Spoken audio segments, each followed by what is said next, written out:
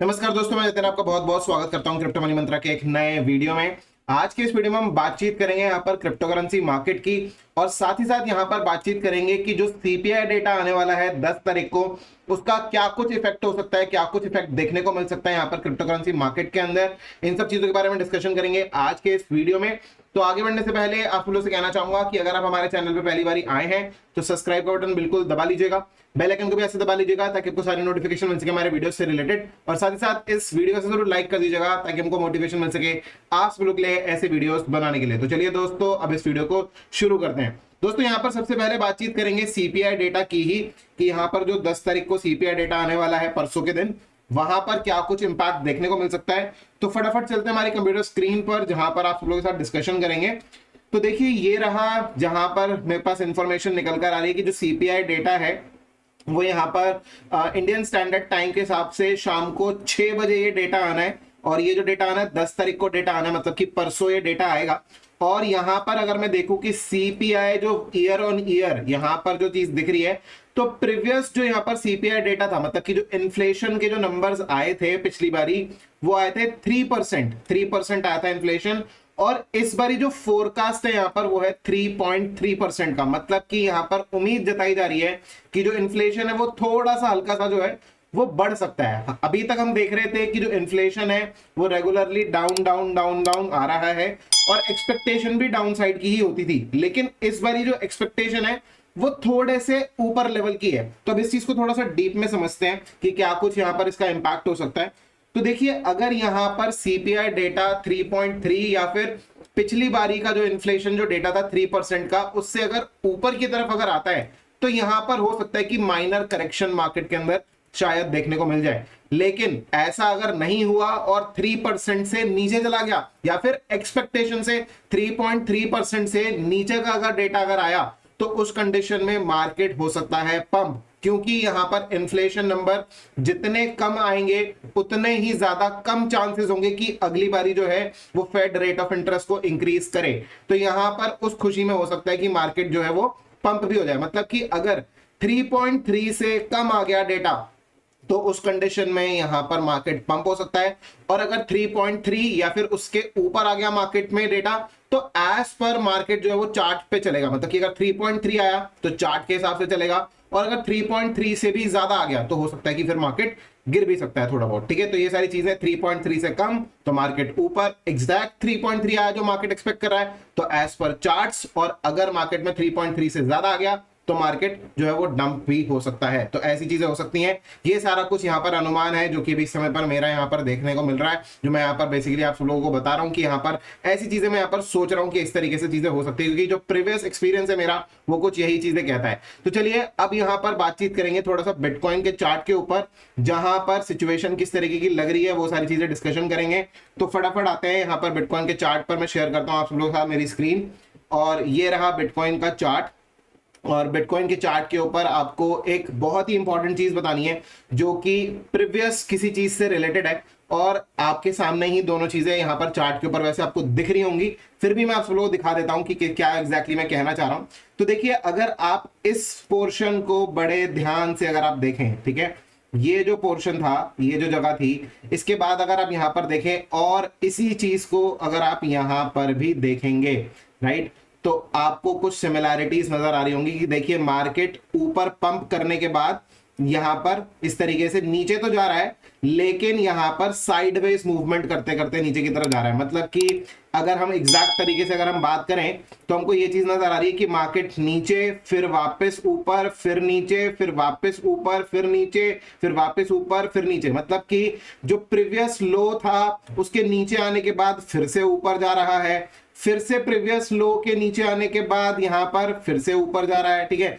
तो एक तरीके से जो लेवल्स हैं वो आपस में एक दूसरे को क्रॉस करते हुए जा रहे थे। ठीक है, और हमने उसके बाद क्या देखा, हमने उसके बाद देखा कि जैसे ही मार्केट ने यहां पर ये जो एक ट्रेंड लाइन बन रही थी बेसिकली कुछ इस तरीके से, इस ट्रेंड लाइन को ब्रेक किया तो मार्केट गॉन अप। यहां से जैसे ही मार्केट ने ट्रेंड लाइन को ब्रेक किया तो मार्केट गॉन अप। उसी तरीके से यहां पर भी ये चीजें देखने को मिल रही है कि देखिए प्रीवियस लो को ब्रेक करने के बाद मार्केट ऊपर, फिर प्रीवियस लो को ब्रेक करने के बाद फिर से मार्केट ऊपर, फिर यहां पर प्रीवियस लो ब्रेक किया, फिर से मार्केट ऊपर। तो मतलब यहां पर भी क्रॉसिंग हो रही है, मतलब कि जैसे यहां पर लेवल्स आपस में क्रॉस कर रहे थे इस तरीके से, वैसे ही यहां पर भी देखने को मिल रहा है कि क्रॉसिंग हो रही है। तो जब भी ऐसी क्रॉसिंग होती है और मार्केट अगर डाउन साइड है, अगर डाउन साइड में अगर क्रॉसिंग हो रही है, तो हाई चांसेस होते हैं कि मार्केट जो है वो ऊपर की तरफ जा सकता है, जैसे कि यहां पर गया। ठीक है, और अगर यही चीज अगर क्रॉसिंग अगर ऊपर ऐसे हो रही होती कुछ ऐसे करके,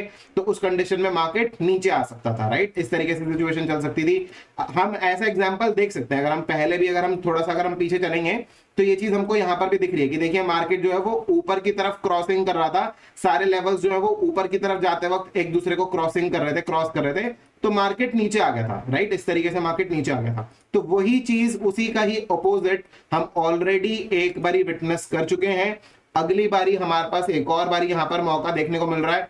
जहां पर कि हमको मौका ये चीज का है कि अब यहां पर मार्केट के पंप होने के चांसेस काफी ज्यादा हो जाते हैं। और साथ ही साथ अगर मैं यहां पर कल का अगर मैं यहां पर सिचुएशन अगर मैं देखूं, तो देखिए मार्केट क्या कर रहा है कि नीचे प्रीवियस लो को तो ब्रेक कर कर नीचे नहीं गया, लेकिन जो कैंडल क्लोजर्स थे, अगर आप कैंडल क्लोजर्स को यहां पर अगर थोड़ा सा जूम कर कर अगर आप यहां पर देखेंगे, तो ये चीज समझ में आएगा कि कैंडल क्लोजर्स नीचे नीचे को शिफ्ट हो रहे थे, लेकिन कल यहां पर जो कैंडल क्लोजर हुआ है वो ग्रीन कैंडल क्लोज हुआ है। नीचे जाने के बाद भी मार्केट वापस ऊपर की तरफ पंप हो गया, ठीक है। और यहां पर सिचुएशन कुछ ऐसी बनी कि जो प्रीवियस लो था यहां पर, जो कि 28,550 का था, 28,550 का लेवल था, ये लेवल जो है वो क्रॉस कर कर मार्केट में नीचे की तरफ नहीं गया है। तो मेरे हिसाब से यहां पर सिचुएशन क्या बनती है, यहां पर सिचुएशन बहुत ज्यादा हद तक अब इस तरीके से फेवरेबल में बन रही है कि जैसे यहां पर मार्केट ने क्रॉसिंग करते करते ये नीचे की तरफ आ रहा था और ब्रेकआउट कर कर ऊपर की तरफ चला गया,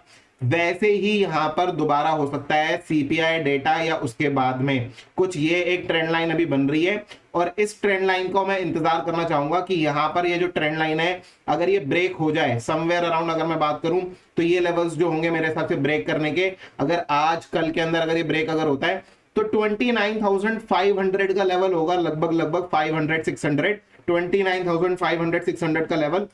जिसके ऊपर जाते ही हमको एक ब्रेकआउट कंफर्मेशन कुछ इस तरीके से मिल सकती है और मार्केट ऊपर की तरफ निकल सकता है, जो कि प्रीवियस हाई जो यहां पर अभी थोड़े दिन पहले जो हाई बनाया था, मैं ऑल टाइम हाई की बात नहीं कर रहा, जो प्रीवियस कुछ दिन पहले जो यहां पर हाई बनाया था 31,800 का, उसके भी ऊपर मार्केट निकल सकता है। और ये चीज मैं आप लोगों से बहुत पहले से भी कह रहा हूं। हाँ, मैंने बीच में नीचे के थोड़े से टारगेट दिए थे कि थोड़ा नीचे की तरफ मार्केट अगर फिसलता है तो, क्योंकि यहां पर मार्केट जो है वो कल भी रेजिस्टेंस लेकर नीचे की तरफ गया, वहां पर हमारा फर्स्ट टारगेट अचीव भी हुआ in case of Bitcoin as well, in case of Ethereum as well, दोनों ही कंडीशंस में हमारा जो फर्स्ट टारगेट था वो अचीव भी हुआ। लेकिन अभी यहां पर मार्केट वापस ऊपर की तरफ दिखा रहा है। हमारे लिए बहुत ज्यादा इंपॉर्टेंट है कि हम इन लेवल्स के ऊपर, जो मैंने यहां पर आपको भी लेवल्स बताए हैं 29,500 29,600, इन लेवल्स पर थोड़ा सा ध्यान रखें और उसके बाद मार्केट को ऊपर की तरफ एक्सपेक्टेशंस रख के चलें, क्योंकि मुझे नहीं लगता कि यहां पर मार्केट में जो यहां पर जो चार्ट्स है वो यहां पर डाउनवर्ड कुछ सजेस्ट कर रहे हैं।